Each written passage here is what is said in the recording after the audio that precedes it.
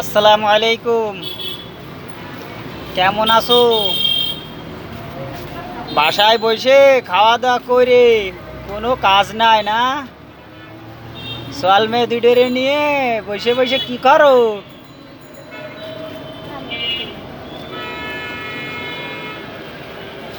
শয়তানি করে না।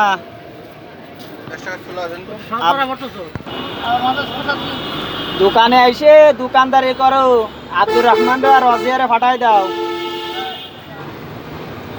ঠিক আছে? বাড়ি বসে ফাজলামি করতে হবে না। চলে আসো, দোকানে চলে আসো।